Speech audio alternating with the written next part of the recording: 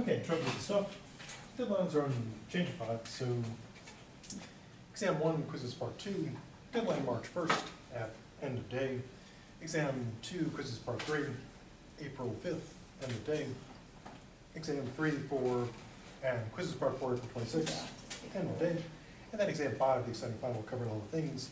Deadline's at the end of the normal final time. Then for the exciting paper, draft deadline April 4th, +5 April 9th, end of day on Blackboard. Emergency deadline April 16th, end of day Blackboard. And the desperation deadline, end of day April 26th, Blackboard. Upcoming meetings today, 2 to 5, tomorrow, 11 to 5.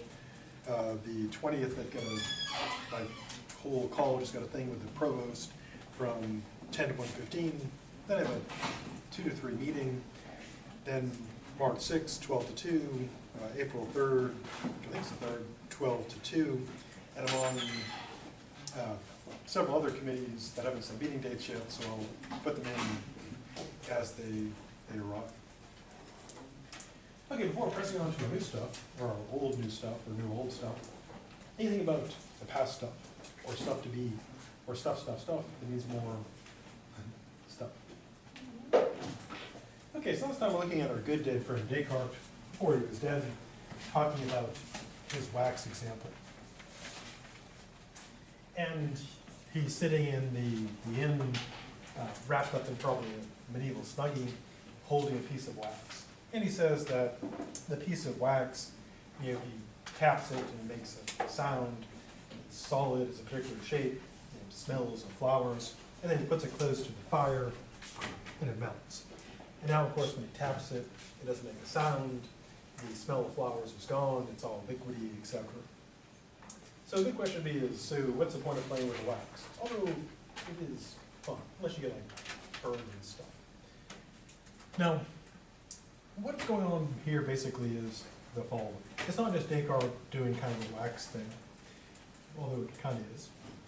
But he's saying that in the case of the wax, going back to the point about the senses, we think we know the wax through our senses, through seeing it, hearing it, etc. But as he points out, we don't know it through seeing it, hearing, touching it, etc. because in his example, the qualities change. So we don't see that the wax is the same, and his argument is basically this. When he first has the wax, it's got a set of qualities. It's solid, got a particular shape, smell, etc. But then once it melts, it looks totally different, feels totally different. But do we think it's the same wax? Yeah, I mean, if Descartes is someone's, candle and was like using it, and the person came and said, "Where's my candle?" he would point to the puddle. But of course, we don't see that the same wax according to him.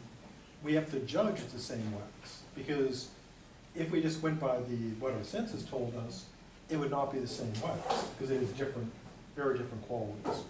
So he believes that it is not that we see the wax to know it, that we judge the wax. So we make an inference that it has this continued existence across time. Now he does note that we talk, like we see it, etc., and we see the same wax. And this is a point that'll be raised by philosophers up until this day, is that our language leads us into these mistakes. But as long as we're properly cautious, we can work around it. So what's going on is not that he sees the wax, which he doesn't. He judges the wax. It's an inference. And he uses kind of another illustration in a way that kind of anticipates the Terminator and many horror movies. And he says in kind of a prescient, perhaps even kind of spooky example, he's sitting there in the inn looking out the window, and he sees, humanoid figures moving around in the snow. And he says that he infers that they're people, that they're humans like him, but of course he doesn't know that. For all he knows, they could be automaton, machines wearing hats and coats and wrapped up.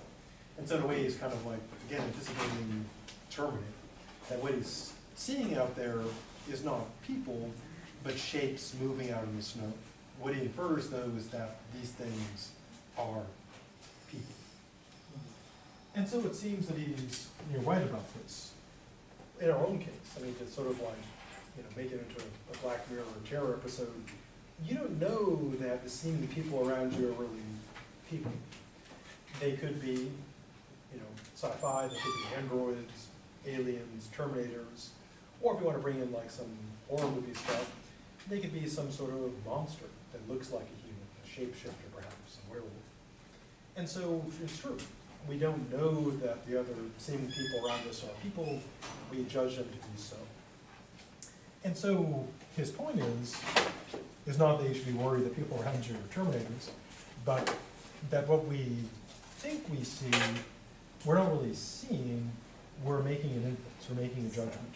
And that creates a problem because, as we saw, there's always a gap between our inferences.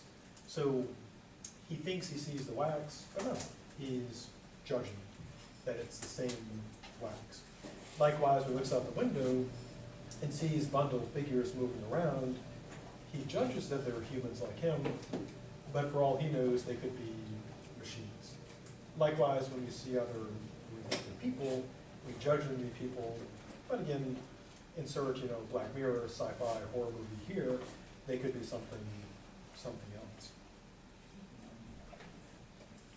Now, the wax also does something else for him, which is this. Normally, we kind of have the phrase that seeing is believing, that if we see something, then it exists.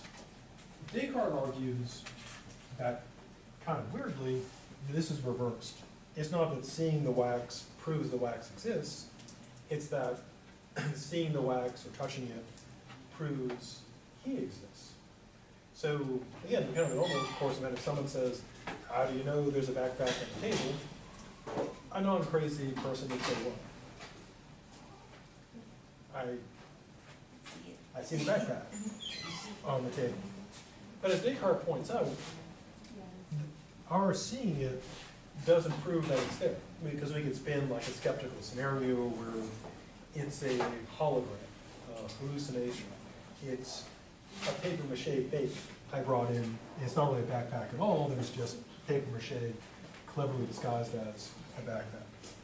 So what he says is what it actually proves. When you think you're seeing the backpack, you're not proving it exists. You're proving you exist. Because you could see the backpack when there was no backpack, but you can't see anything unless you exist. So what the senses do, and kind of flip around, they don't prove that other stuff exists, they prove that I exist. So crudely put, I seem to see the backpack, but therefore I exist. So again, he's skeptical about the senses, he's attacking empiricism. So his conclusion essentially is, we don't see stuff, we judge. So when we claim we see a backpack or a building or the sun, we're engaged in an inference. And there's always that skeptical gap. And what it proves is not that there's stuff, but in each of our cases, that. In my case, I exist, in your case, you exist. Or so it goes. Well, then how do you prove that anything else exists then? You just can't? Good question. The skeptic would say, you can't.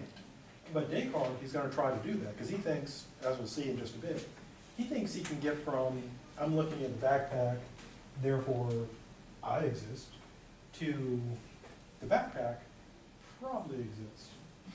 Now, the only thing he's going to be definite about, as we'll see in the future, is he's sure about himself, and he's sure about God.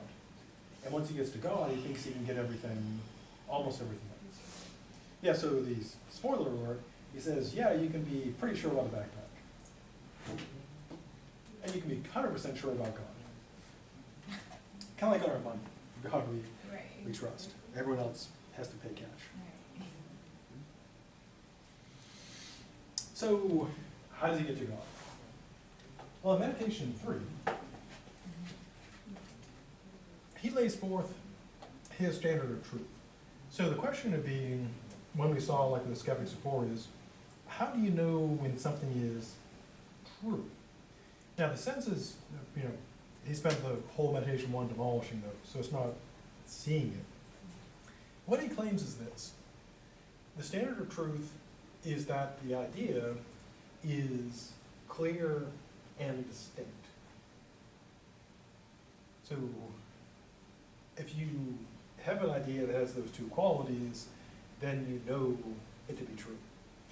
Now, as you might imagine, critics have ripped into him pretty hard about this.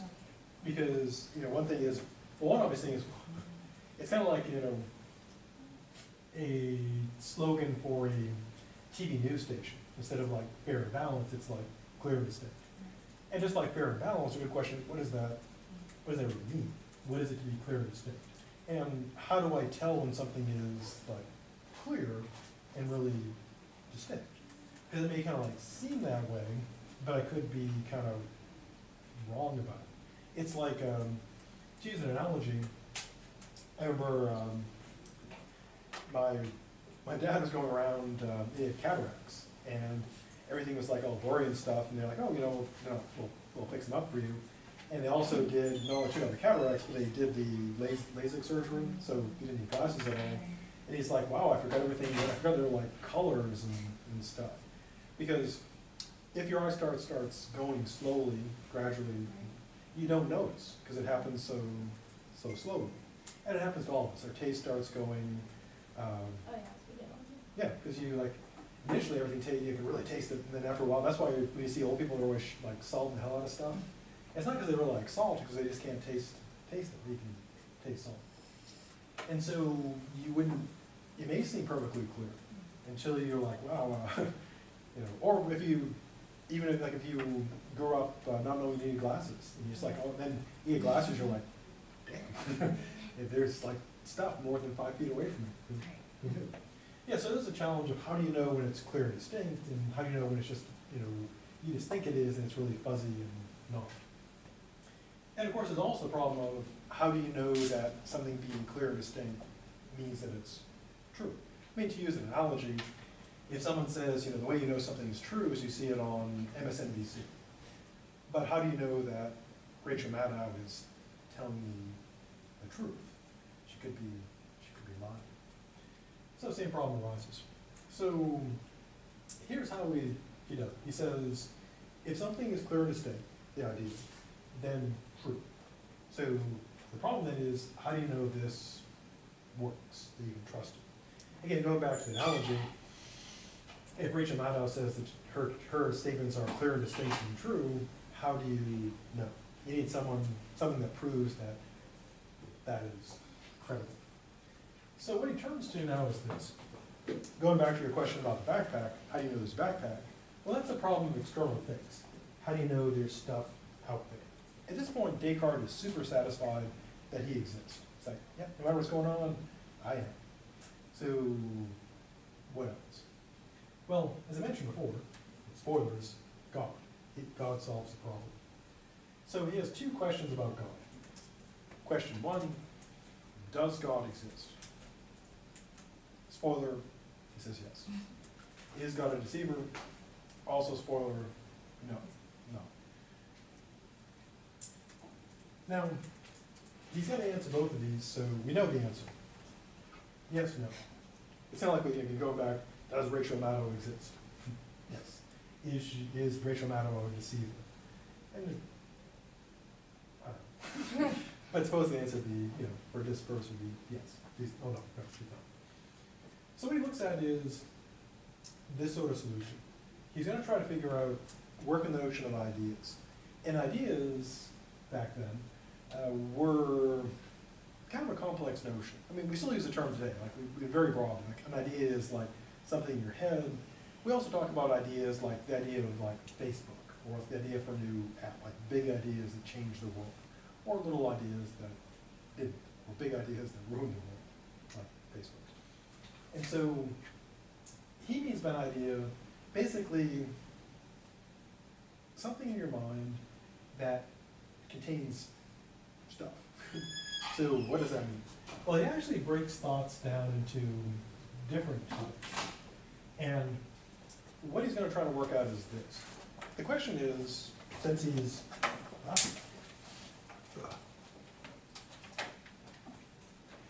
gravity is tough. He's working on this game picture. Here's Descartes, his mind, and the stuff in there are the ideas.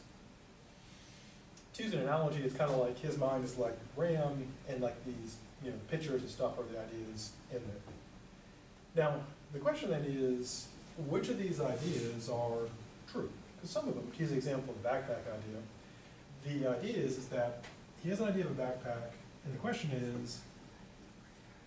is there a backpack out there? Now, to answer the question, when it comes to ideas and truth, he says, on one hand, ideas considered by themselves, in a way, are always true. How so? Well, an idea is always an idea of what it is. So, for example, imagine a unicorn. Is it true you have an idea of a unicorn? Yes. So that part is easy. The idea is always the idea of what it's. So it's like, for example, if you have a picture, you see a picture on the internet of something, you're not sure, like, did that person actually do that? And, because they can fake images to that. And you'd know if you said, yep, that picture is a picture, you'd be like, yeah, that's totally true. That is a picture of that. Then the question is, of course, is the picture really of that supposed person? So imagine there's like a scandal where like naked photos of somebody gets out on the web, like Donald Trump, for example. And the question would be, are those actually, and they're pictures, but are they real pictures? Are they real pictures? Type of scenario. And that's the problem Descartes seen with, not with like Trump being naked, but with the question of is what's in here, does it match what's out there? So his concern is that, does this match that? Now to answer that, he's going to look at where the ideas come from. And kind of his technique is this.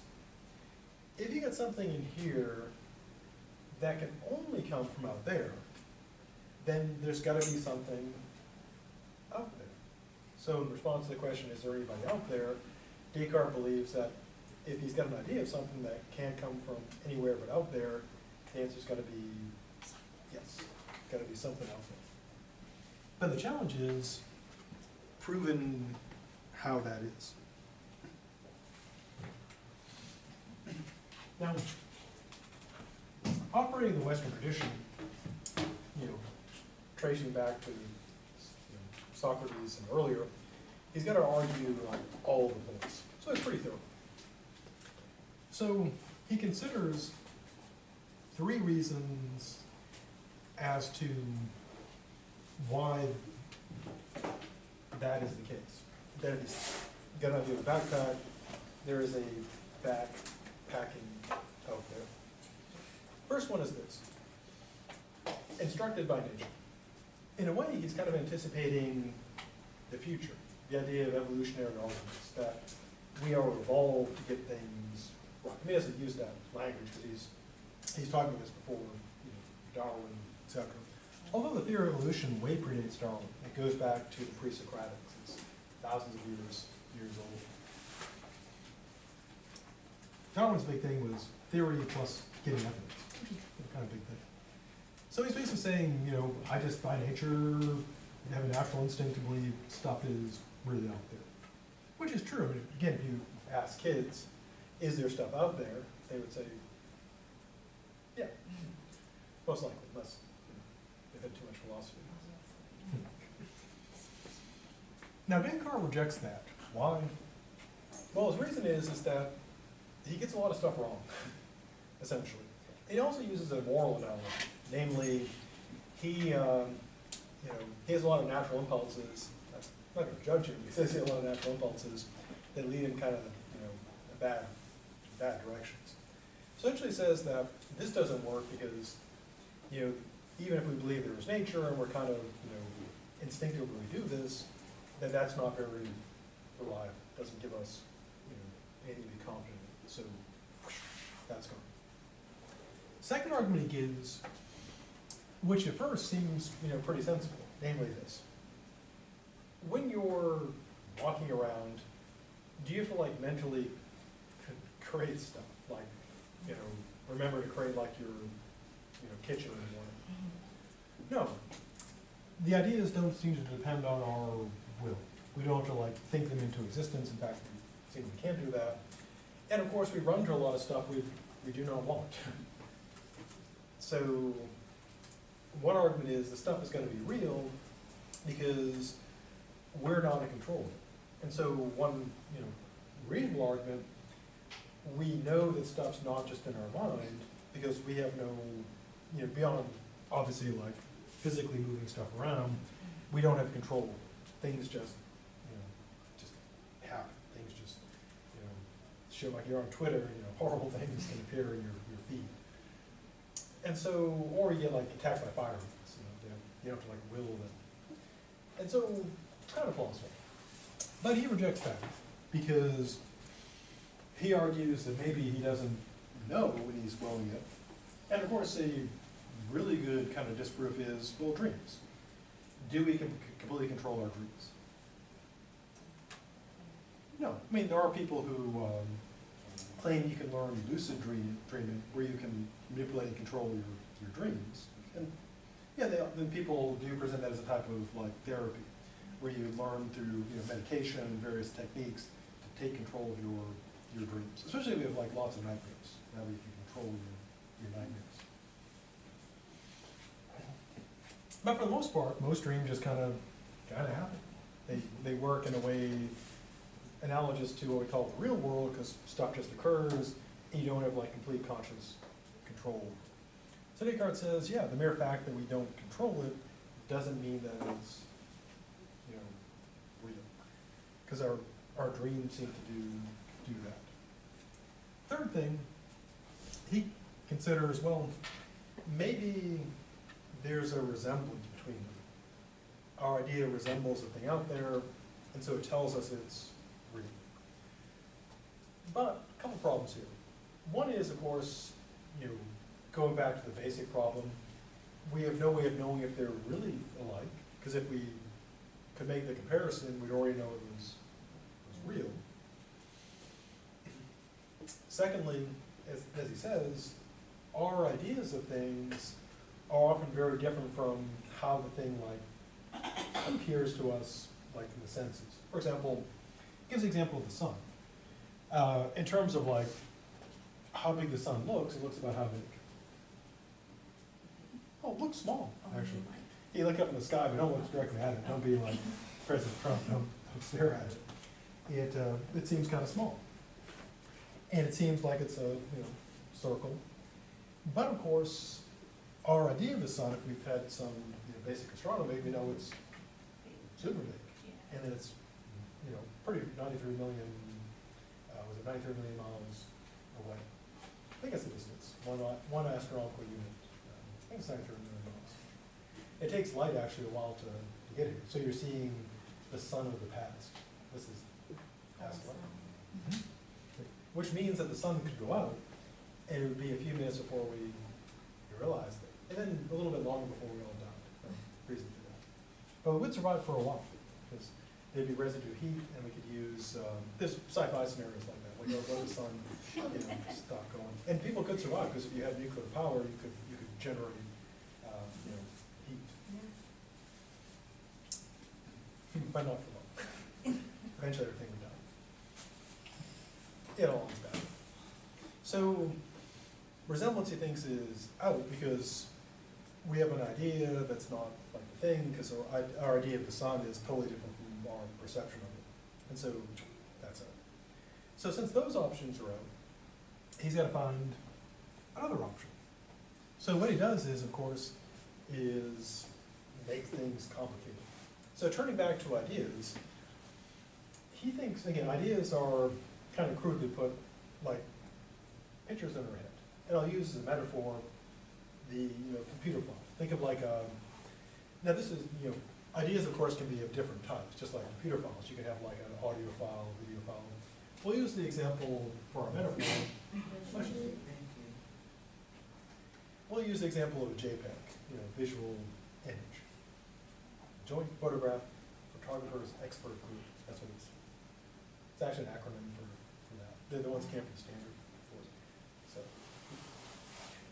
I know all kinds of old, archaic, nerdy tech stuff. I used to run a computer magazine back, and I was very techy. Unfortunately, I never cashed in on a big startup. So I knew people who did, but they were sadly. I stuck with philosophy, so I know all the truths. And the truth is, you don't get a lot of money in philosophy. But they get more heart attacks. So yes, it works. It works out in the end. So we use an example of like a visual image.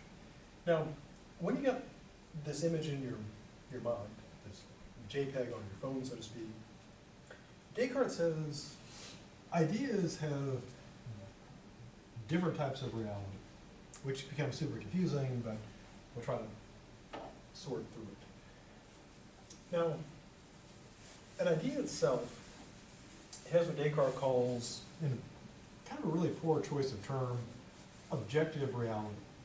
Because normally think of objective as, yeah, true, being, yeah, unbiased, being out there for real. But for Descartes, the objective reality of something is its intentionality, its aboutness. So if you have a picture of a unicorn, its objective reality is, using this visual example, would be that picture of a unicorn. It's about a unicorn. So objective reality is like the content of the idea, or using the JPEG example, it's the image in the JPEG. Now, this objective reality, again, it's kind of a bad choice because there may be nothing out there that corresponds to that. So the picture, again, the computer analogy, it'd be like if you sat down with Photoshop or some program and created something that totally doesn't, some fantastic world or creature that doesn't exist, and you don't know, does that exist? And maybe somewhere, big universe, but just by looking at the picture, you can't know if it exists. So that would be like the pictureness. It's a, we say that it's a picture of, and we do say this even when there's not like a thing that it's out there. So think of like fictional things, like a picture of a dragon. I mean, if you want to be strict about it, is it really a picture of a dragon? In the same sense that a picture would be of Donald Trump. Well, Donald Trump is real, but dragons, no. So a picture of a dragon isn't, there's no dragons out there. So, but we still say it's a picture of a dragon, because it's about a dragon. So, how then do we get from ideas have this objective reality, they have aboutness. And the aboutness, again, kind of weirdly can refer to itself. The picture is of a dragon, but there need not be any dragons. Then, to get the connection to the outside world, he brings forth another principle. And one thing that critics have really land-based him for is this. As we saw in Meditation 1, he's like, yeah, I can doubt mathematics, I can doubt logic, I can doubt geometry, but yeah, this principle totally makes sense, which is this. The cause must contain at least as much reality as the effect. Now, the term reality, of course, creates a bit of a problem because today, we generally think of things as being real or not real. But going back, way back, the idea in philosophy is things can be like more real or less real. Which again seems odd to think of like as being like real or not. Being more real, you kind of think of it as being, say, more powerful. Or if you ever played like video games or tabletop games like levels. Like in a video game, maybe the max level is like 120, and the closer you get to 120, the more real your character is. Or think of it like as level, like a power level in a way. Or if you want to use another metaphor, think of it as like, to use an analogy, think of it like the charge in your cell phone's battery, as being like, the charge is the realness. Now he claims the cause must contain as much reality as the effect. Going along with this is the idea that you can't get something from nothing, which is a basic law in physics. You can't get something from nothing. So how does this work? Well, intuitively it does seem to make sense. So let's use an example of a cell phone. Let's see how this would work. So if you got your battery in your cell phone, and let's replace real with charge. Now, suppose you have one of those, charging, some look like little sticks or like the little boxes. Now, how much charge can you get into your phone from the little, charge stick or box? 100%. Yeah, however much you got in here. So if you have like this much charge in your power bank, you can get this much charge in your, assuming they're the same size, in your battery. Right. So if your battery has got 50% charge, you know that that power bank had at least that much, just maybe more, maybe you just didn't charge it full. Or similarly, if you've got a cup, and it's got this much orange juice, wherever you poured it from, had to have at least that much juice, because you can't get juice from nothing. So that seems to make sense. So how does Descartes do it with ideas? Well, here's how it goes. So far we've got objective reality, which is aboutness, or bootness, as we say in Maine and Canada. And so, like, again, the picture could be of a dragon, but of course no dragons, but it's still like of a dragon. Now, formal reality, and again, kind of an odd choice, think of like it's reality that wears like a tux. Reality, James reality. But, well, of course, like James Bond. Always wearing a tux. You gotta shoot some people, you gotta be dressed well. And nothing says spy more than like fancy tux. So formal reality here doesn't mean like it's well dressed. What he means by this is this. To have a property for real means you have it formal. So for example, in aboutness, dragons are supposed to be like big. But of course the picture of a dragon is not really, need not be big. You have a small picture of supposedly a huge dragon. And of course your idea of the dragon is not huge, because it's ideas really don't have size. Right. I mean, true, computer files have size. And I guess maybe your ideas take up some space in your mind. But an image of a dragon is not going to take up more than an image of a puppy. Because it's like, oh, the dragon is, if they're the same image size, the dragon idea image is not going to be bigger. Now, formal reality is having the property for real. So in the picture, the dragon has again, terrible wording, has the objective reality of being big. Representational reality. It's in the image, it's supposed to be big. But of course, it's not really big. Unlike in a video game. In video games, dragons are supposed to be really big, but of course, they're not like busting through your monitor and filling up your house, because that'd be expensive. Now, formal reality is having the quality for real. So, image dragons have the quality of like big, but they're not really big. But a creature or an entity that had formal reality bigness would actually be big. So like an elephant or blue whale in this building, the idea of it wouldn't be big, but we would have an idea of a big building, but the building itself would actually be big. So there's like being big for real, and there's just like being big in the idea. Now, Descartes again calls this formal reality. So if you really have a property for real, you've got it formal. So if something really is big, formal reality. If you just have like the idea of it being big in your idea, then it would have the objective reality of being big.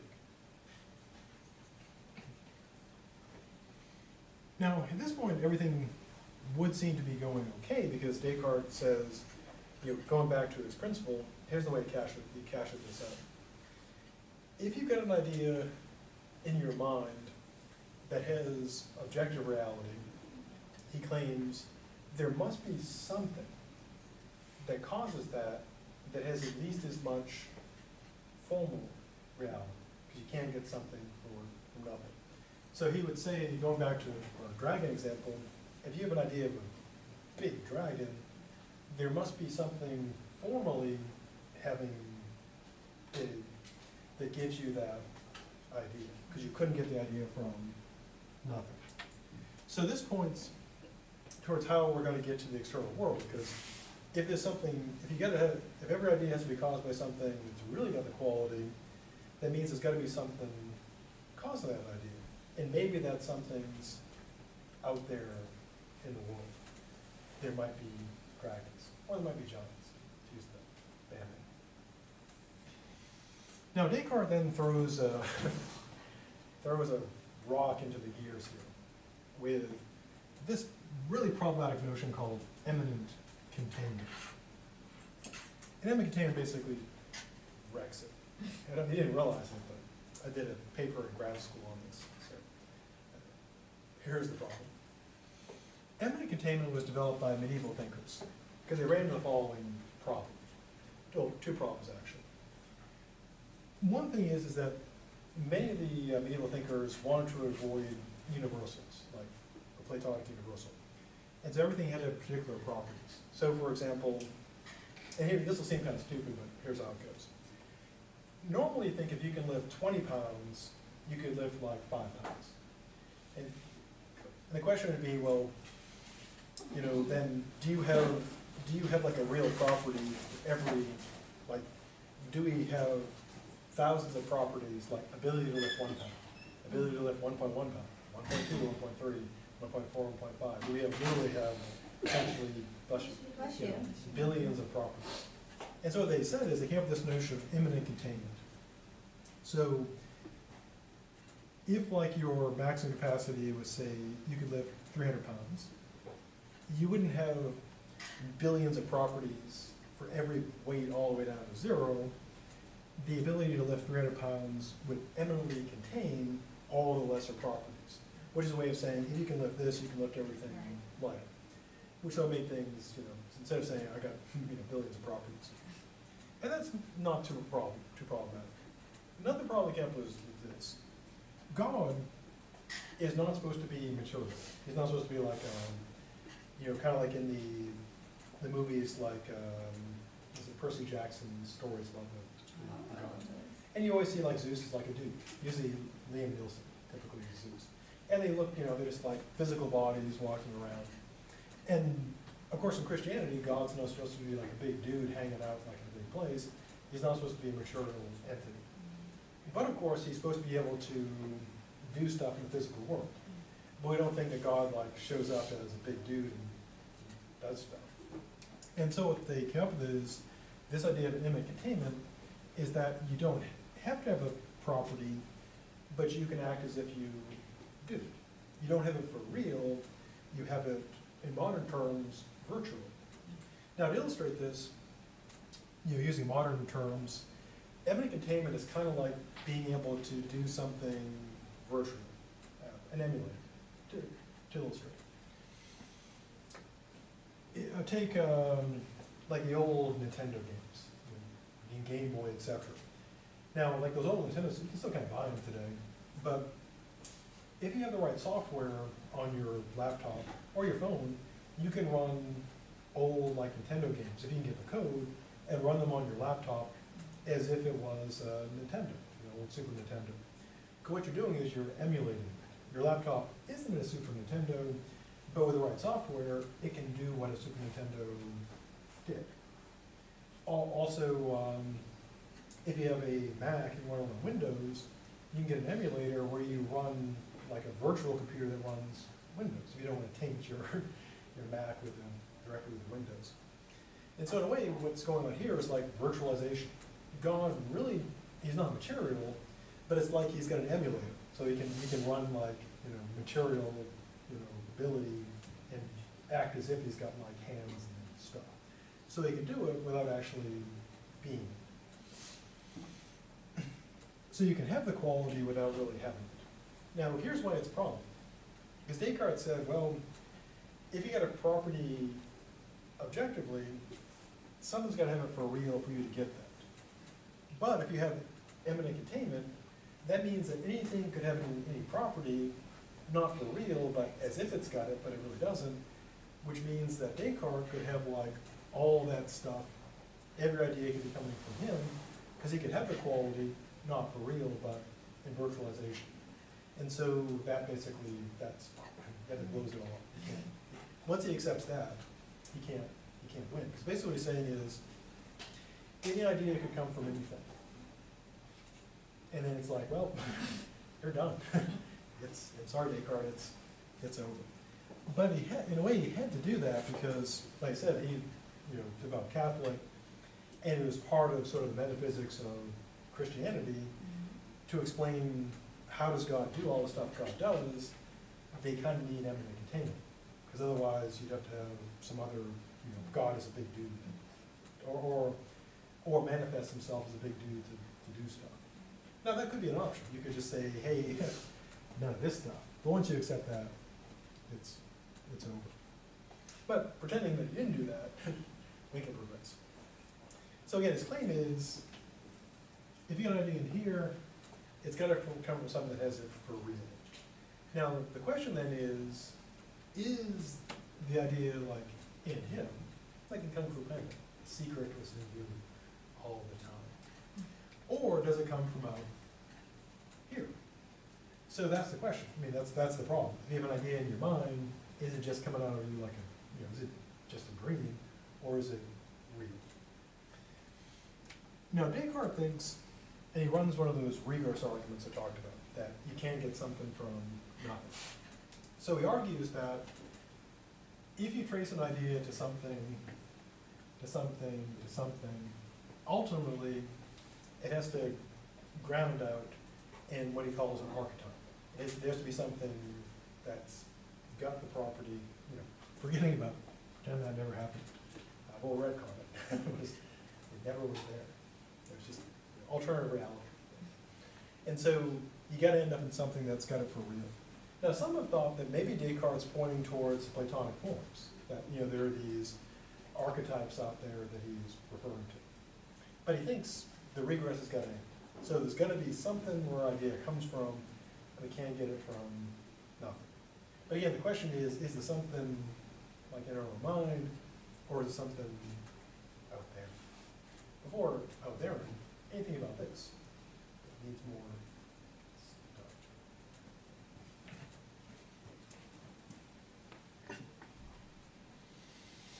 So, as I mentioned, his technique is this.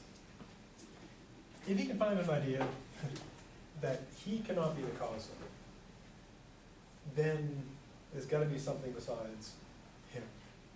And to use an analogy, you could use like a Black Mirror or Twilight Zone episode.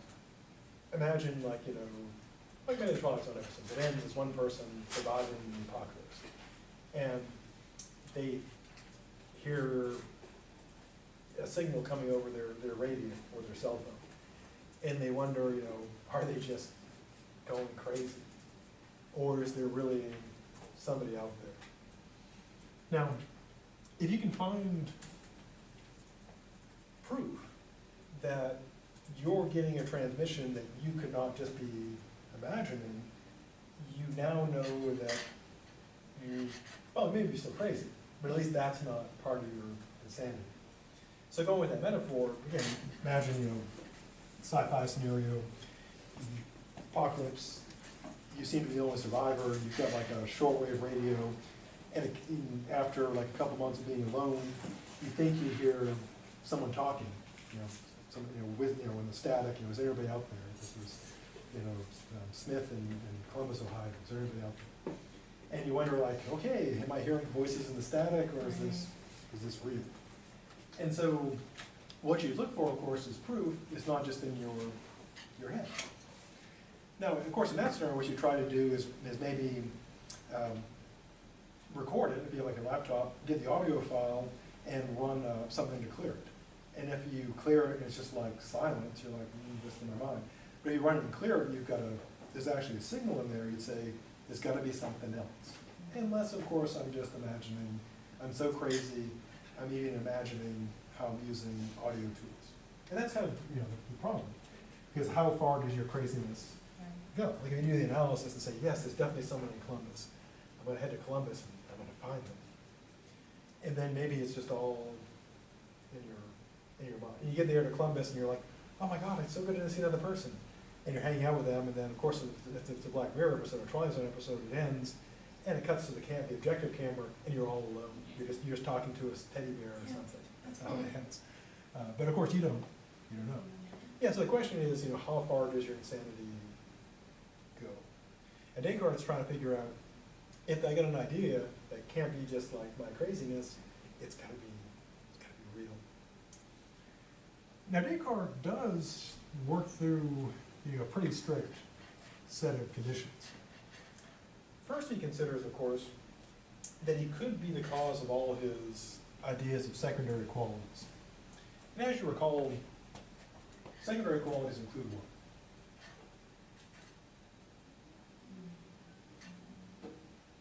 What would be examples of them?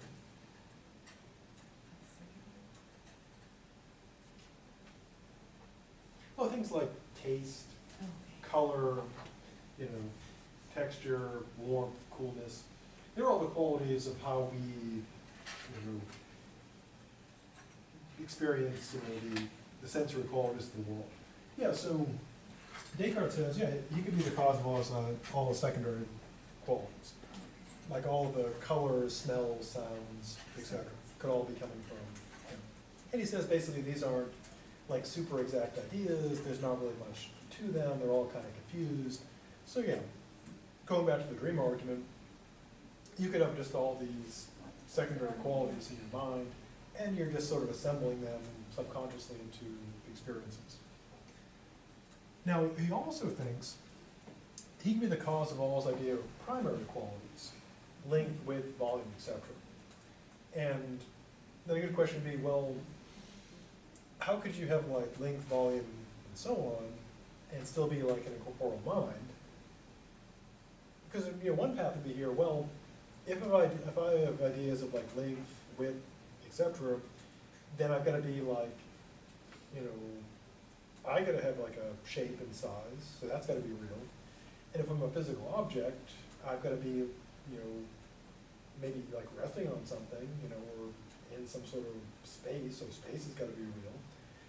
But he says, he rejects that avenue. He says, well, and this is where eminent containment comes back in.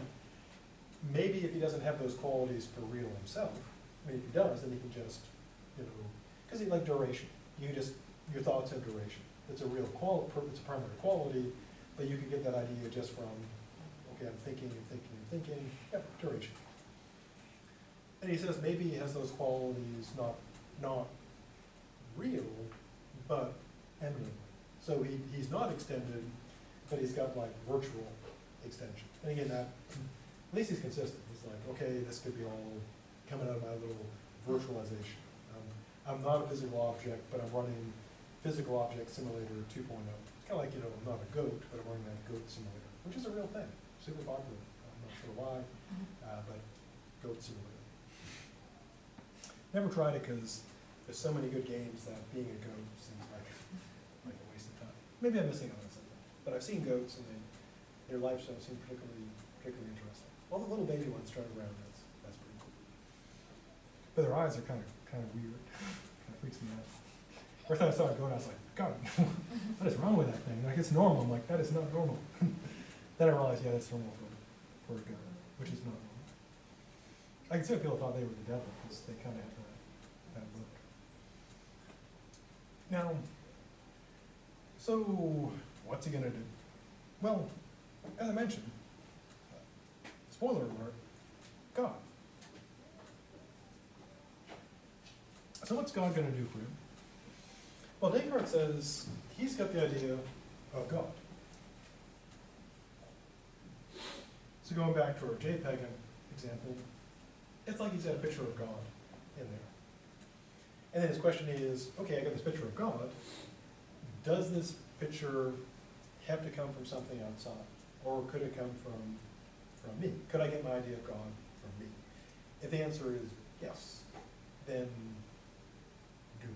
If the answer is no, there must be something outside of me properly pressed God. So how does he do it? Well, he does consider that maybe he gets the idea of God from himself, because he thinks he's a substance. You know, as we saw before, Descartes is classical dualist. But once he kind of works through all these problems, he ultimately says, you do have a body, it's made of matter, but you are your soul. That's incorporeal. So, spoiler alert, he ends up taking the view that you are your soul, you have a body, there's a physical world. So, he considers God would also be a substance, and maybe Descartes is just taking himself, a substance, and just sort of multiplying himself to infinity. So here is like Descartes, and then he's imagining himself, superpower. To use an analogy, think of like how we get the idea of superheroes. Nobody's got like Superman's power, or Thor's power, or Captain America's power. But what we do like Captain America is you just take a normal, take a top athlete and just multiply that. It's someone who can run, we have people who can run 25 miles an hour for short distances, and you just imagine someone who can run 50 miles an hour or 60. And we have people who can lift, heavy weights, and you just imagine someone who can lift like more. So we're just imagining someone like us, but just more so. And Descartes says, well, maybe I'm just, extending my idea of myself to infinity and beyond.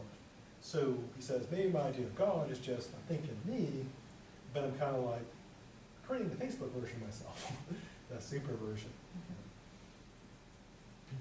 Now, he does reject that, though. Why? Well, here's what he does. He says, you can't build the idea of infinity. That infinity, the idea comes first, and you can't like build up to it. So what he's kind of saying is, he literally, basically you can't do this. You can't say, okay, I'll start with the finite, and then build, just keep adding till I get to the infinite. He says, you can't do that. You've got an idea of the infinite, and you just can't make that up. Now Locke argues the exact opposite. Locke rejects this argument because he says, our notion of infinity could just be you start with one, and you just keep stacking ones forever. And then you build the notion of infinity. And Descartes says, no, you got the notion of infinity, you can't build it, so if you got it, it's going to be real. You can't build it. You got to have something actually infinite. And Locke says, no, you can just take one, just keep stacking it up. I think Locke's argument is probably better, because we don't really understand infinity that well. And yeah, you just say, you take one, you just keep stacking it up forever. Now Descartes, though, does consider he could be the cause of this. But then he says, nope, can't. And of course he can't be the cause. He's got to argue for that, because if he does say he's the cause, then he can be stuck. He's just like, okay, I exist, done. Meditation 2, we're done. Thanks for getting behind me.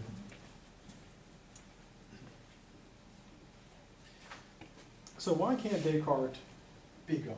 Or more appropriately, why can't Descartes be the cause of his idea of God?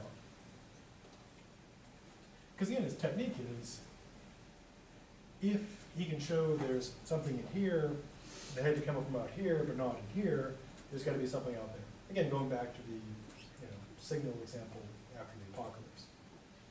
So what he has to do is prove he can't be God. Or, more accurately, he can't be the cause of this idea of God. So he's going to try to show that this idea can't come from himself. So no, it's got to come from here. So, how's he going to do it? Well, first is this. Now, he thinks that he had to come from something. So, if he is the idea of God, his idea of God is God the Creator, and so he thinks he could not have created himself, something else had to create it. Which is a good way to argue that you have not always been the only thing, because if you can't come from nothing, and you can't make yourself, something else had to make it. It may be gone, but there was something. So why does he think he can't be his own creator? Well, here's his reason. He says if he would have been able to create himself, ex nihilo, however that would work, he wouldn't be lacking anything. Because he says creating something out of nothing is far more, impressive, requires far more than creating something perfect. Basically, his argument is if you can create something out of nothing, you can create something perfect. So he says, hey, I'm not perfect, so I couldn't have created myself. Now, of course, it does have some weak points, namely, maybe you could create yourself, however that would work, but maybe you couldn't make yourself perfect. Maybe nothing could be perfect. Or maybe for some reason you created yourself and you found perfection boring, so you dialed it down. So not interesting, but not decisive.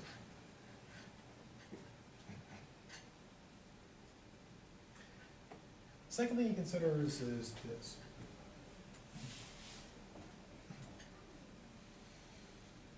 One kind of interesting point Descartes makes, which is later, maybe not intentionally used in a movie, is this.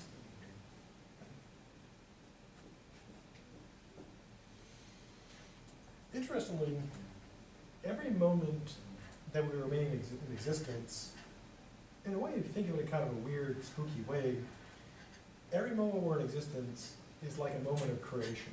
And he says, what it would take to keep something existing is the same as what it would take to keep creating it. And so, in a way, kind of a spooky way, he's kind of right, because from moment to moment, I'm existing, but you can also look at it as from moment to moment, I'm being sustained, I'm being created. So every moment, there's like, a new me, in a way. And a good example of this from a movie, classic movie, still, it's from the 60s, but still pretty good. These effects stack up pretty well considering it's that old, is a movie called Forbidden Planet. It's based on The Tempest by Shakespeare. And there's one part where there's like sci-fi, so the crew is being attacked by something they can't destroy. They're get all the weapons and shooting with these disintegrators, and they realize that they can't destroy it because it's constantly being recreated. So every time they destroy it, it just keeps reforming. And when I was watching that, I thought, yeah, that's a pretty good example of what Descartes was talking about, only with like some 1960s special effects. But the effects are actually pretty good for the 60s, and it's a good, it's a good story. Plus, it's got Leslie Nielsen, the guy from the Naked Gun series, normally a comedian, also Airplane, but he's playing a serious role. He's kind of the Captain Kirk role, except David Jack. Sorry about him, do love Kirk, but you know how that is. So there must be something keeping him in existence. And again, this can't be, he thinks it can't be him. So, must be something. So crudely put, to use an analogy, think of like, to use like a non-sci-fi analogy, think of like the light shining. In order for the light to continuously shine, what has to happen? Power. Yeah, it's going to have power. So if the light keeps going, there must be something powering the light. So for Descartes to keep on shining in his life, he's got to have something sustaining him. And he thinks it can't be him because he can't get something from nothing. So it's got to be, God sustaining him. Second, he breaks out the classic regress argument, which is this. if he was created by something, then something had to create that something, somebody had to create that something, and somebody had to create that something. But if this went on forever, there'd be nothing. Like the example with the forms. If every form you get on the form, you get nothing. So if everything that existed had to be created, there'd be nothing. So there must be like an uncreated creator. This sort of argument is stolen from Aristotle, which then was stolen by Aquinas, and then stolen by lots of philosophers. And of course, whatever it is that causes all this is God. Next, he considers maybe he's like a government project. He's contracted, where the parts come from all over the place and are put together. But he rejects that because he says his idea is that he was created by one thing. Now, not super decisive, because he's basically saying, no, I can't be several causes because I think I was created by one. He also considers maybe his parents. But he says, no, at most his parents just gave birth to, baby Descartes, and that wasn't his creation story. So, he's got this idea of God, and he thinks for these reasons, it can't be him. I mean, crudely put is, God's got to exist apart from him because he wouldn't exist without God, roughly speaking. So, is God a deceiver? Because the first thing is, does God exist? And his answer to this point is, you betcha. Then the next question is God a deceiver? And his claim is, no. Why? Well, he makes some kind of a moral argument. His view is that a deceiver has to be someone who's lacking, someone who's weak. Because the only reason you'd have to deceive and lie is because you have some defect. And if God is perfect, you would have no reason to deceive, because deceiving is always for supposedly malicious purpose. So a perfect being would not be a deceiver. And so he concludes that God is not a deceiver. Now at this point you might say, hey, you could have done that meditation 1 and we'd be done, Descartes. We'd be home having our pizza burritos or something.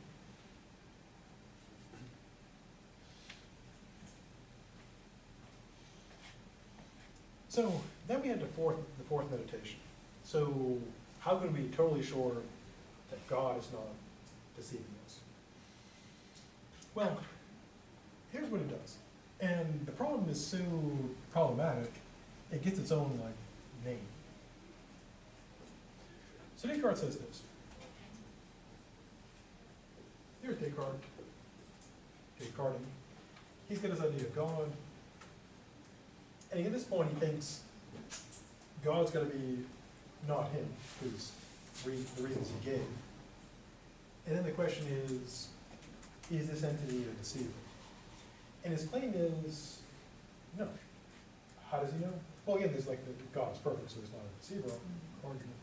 But he also contends that his idea of God clearly and distinctly shows not a deceiver.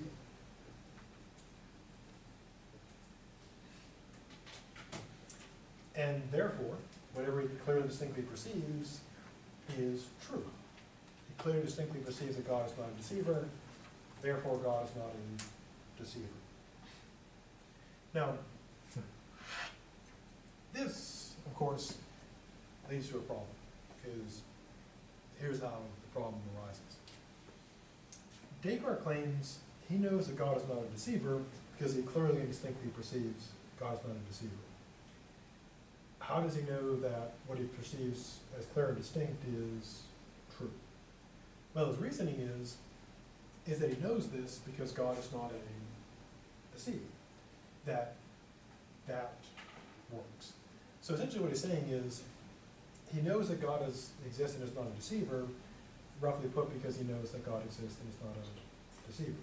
And this is called the Cartesian circle, and which is his version of begging the question.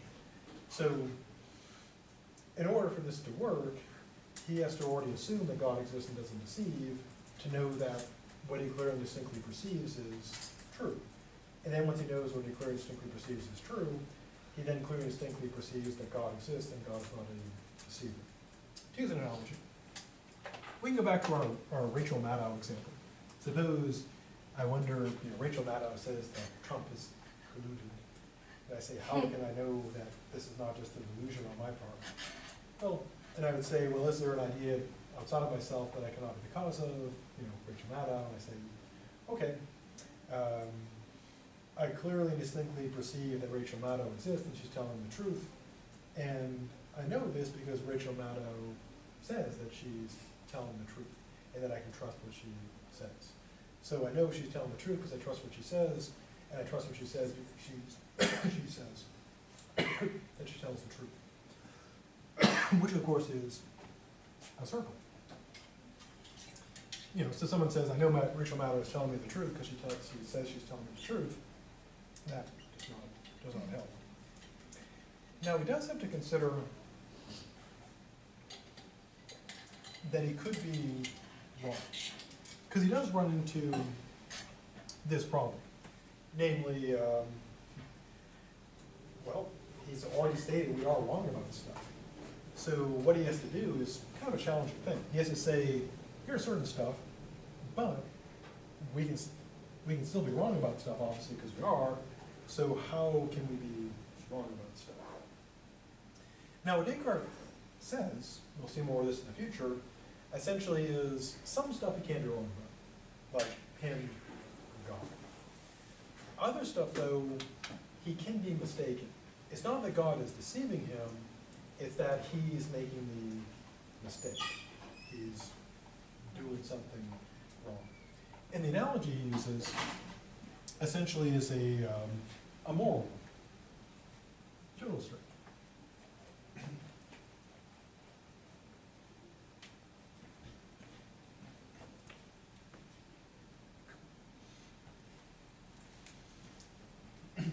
Now think of another example, like reconciling God existing and humans being like sinful and stuff, doing bad things. Now, Descartes explains that because here's our ability to like understand stuff, and here's our ability to decide to do stuff. And the idea is basically, or you can use use the example of like sin, that this is like the good stuff that we know is good, but this is all the good things, and this is all the things we can do, like including the bad stuff. And so we can still do bad stuff because it's within our realm of doable, free will. And he says similarly, we make a similar mistake when we make errors. It's not on God, he's not deceiving us. Just like the problem of evil is, how do we have evil and not blame God? Because we don't want God to be evil. And one answer is, of course, free will. We can engage in behavior. This is the stuff God says, this is the right stuff to do. This is stuff you can do, but you shouldn't be doing that. But you can totally do it, but you shouldn't be doing it. And so we can do things we shouldn't do.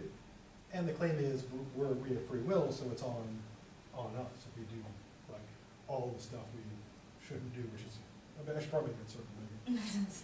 Yes, too small. Gonna need a bigger circle. Bigger sin circle. Oh, also a good name for an independent band. Sin circle. Probably already taken by, if not, trademark. Or copyright. Now, the same thing happens with ideas. This is the stuff we know to be true.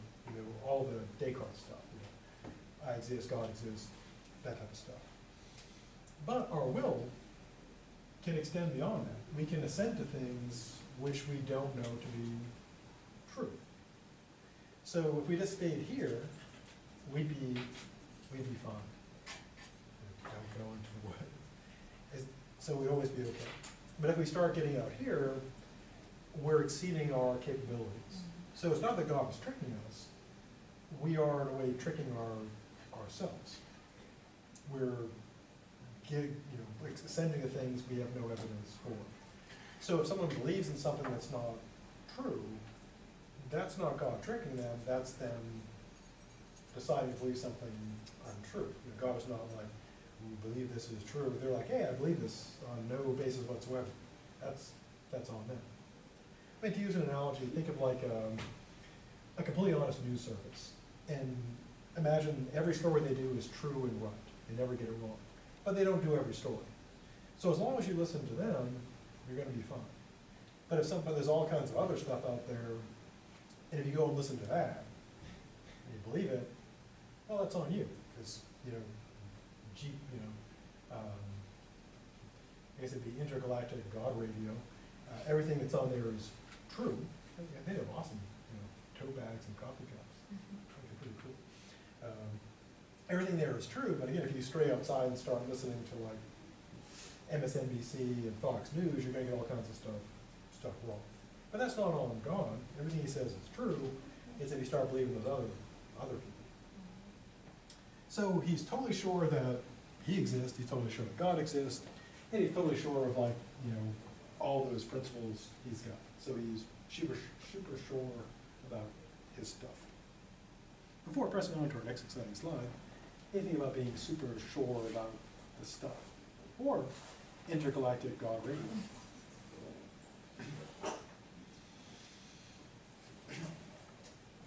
Now, the fifth meditation, which I'll super condense, Descartes basically steals the classic ontological argument from Anselm, which is, I won't grind through all the details, but the gist of the ontological argument is this. Crudely put, God is perfect. So he's got to exist, because if he wasn't perfect, he would not exist. In the original version was laid out by our good dead friend, St. Anselm. The full version is much more complicated, but the gist is that. And it's not super essential to his proof, because at this point Descartes thinks, I definitely know God exists, and he's like, here's yet another proof for it. And again, the idea is that, here's God, and if you say God doesn't exist, that would say that God is missing a chunk, namely existence. But of course, that could not be God, because if God is supposed to be perfect, he's got to have everything, including existence. So if you have a perfect being that doesn't exist, it's not perfect. To be perfect, it's got to exist. So God being perfect means he's got to exist. To use an analogy, it'd be like accepting that triangles have three sides, but then denying that triangles have three sides. You can't do that. Now, critics of Descartes and others have made the following argument against this method. Quick version is this. Existence is not a property. Why not? Well, I'll use my usual stupid example. Imagine if someone asked me, like, what kind of car do you drive? And I say, of course I drive a Tesla SUV, and it's got Dolby surround sound 7.1, Corinthian leather seats, and of course it has a full AI driving system, so it can just drive me everywhere. And it's got seat warmers, seat coolers, automatic snack dispensers, full surround sound video entertainment system, plus a gaming console. The Xbox 2, just beyond the Xbox One. And someone says, "Wow, can I see this amazing vehicle?" And I say, "Well, once I bought all that stuff, sadly I couldn't afford the additional quality of existing. But it's got all those other sweet properties. It just doesn't have existence." But of course, existence is not like a thing you go. It's not like you're at the dealer and they say, "Hey, do you want the underbody, rust protection, and do you want existence?" Existence is not a quality you tag onto a car. It just exists. So critics have said if existence is not a property, the argument doesn't work. Because you could say there is a perfect being and say it doesn't exist, as long as existence is not a quality of the thing. I mean, go with the example of triangle. If I say there are three-sided figures, I could, well, I'll use one that doesn't sound stupid. Imagine like a billiard, a figure with a billion sides. We know what that would be. It'd be a figure with a billion sides.